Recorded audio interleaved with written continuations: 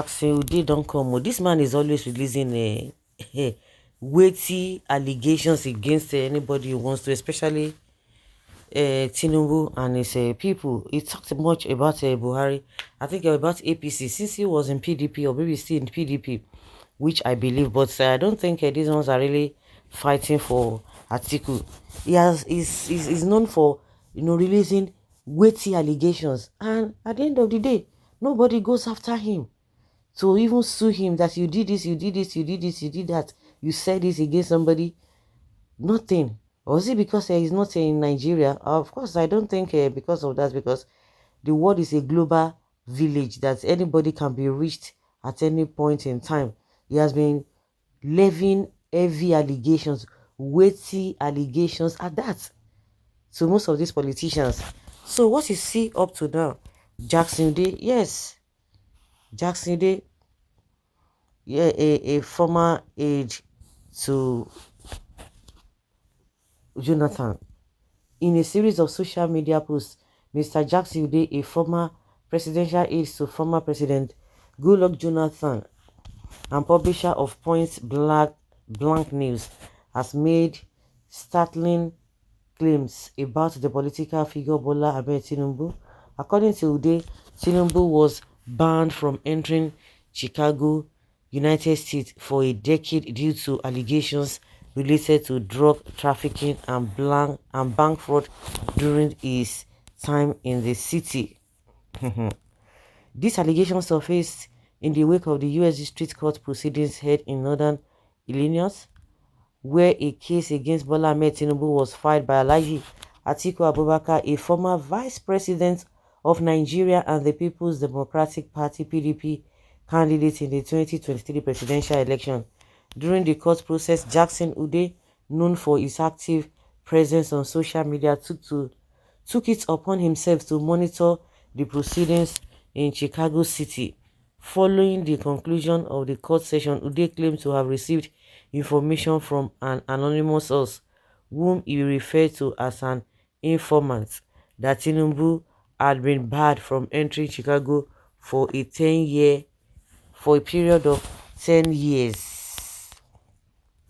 In a statement posted on his social media handle, Ude alleged, following a series of crimes which included drug crimes and bank fraud in the city of Chicago, Bola Tinubu was banned from entering Chicago for 10 years. He then moved to the Virginia area of the United States, according to someone close to him I met in Chicago today. The informant said that the information is part of what might be released by the FBI in October. Robertson. Furthermore, Ude shared a narrative titled The Story of Bola Tinubu in Chicago, in which he claimed to have met an older individual who had known Tinubu during his earlier years as a taxi driver in Chicago.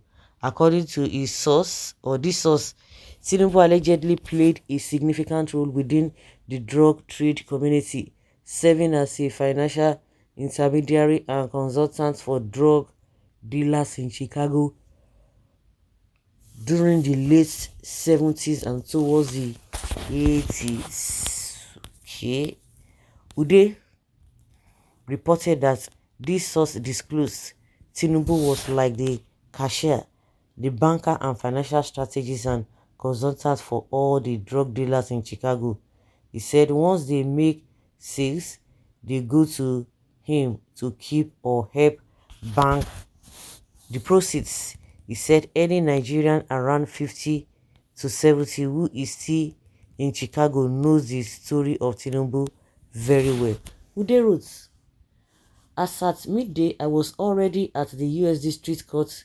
Today in Chicago, I met an older man who should be in his 60s who had known Bola Tinubu way back when he was a cab driver. He said he thought the court was in the morning. When I told him what time the court was starting, he said he can't wait.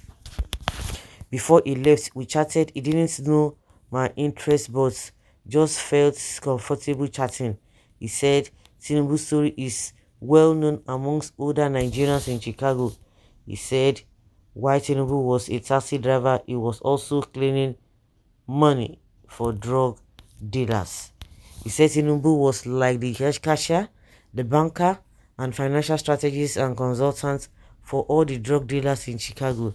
He said once they make sales, they go to him to keep or help bank the proceeds. He said any Nigerian around 50 to 70 who is still in Chicago knows the story of Tinubu very, very well. Okay, Tinubu was banned from entering Chicago for 10 years over drug crimes, bank fraud. That is part of the this thing this man, the FBI, will be releasing according to Jackson Ude. Well, we are waiting. What? How can a person, they say 2,500 pages or whatever of records of a man? I don't understand. Everything is shrouded in secrecy. Those who you think that they're supposed to know better, they are the ones still covering up some things. The question a lot of people are asking, if Tinubu happened to be just a commoner or just an average Nigeria, everyday Nigeria, you think they wouldn't have they would have exposed everything and they would not say, oh yes, US is working and all of that. I think there's a lot of interest in this whole matter. There's a lot of interest.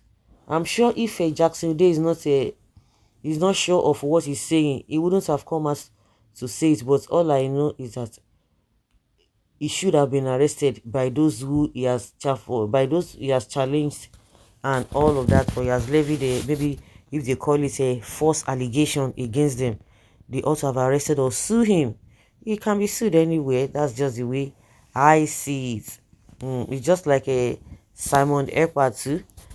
When it got to a stage, the government of the Finnish government, they stepped in that you just have to temper or whatever, just you have to just have to reduce the manner at which you are going about this type of and the governments of Nigeria and all of that. So not to talk of Jackson Day. So let's keep our finger crossed because wonders they see shall never end.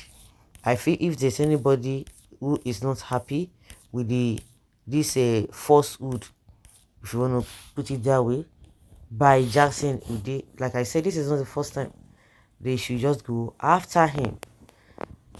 You should go after him. So guys, let's hear your opinion and have your take on this.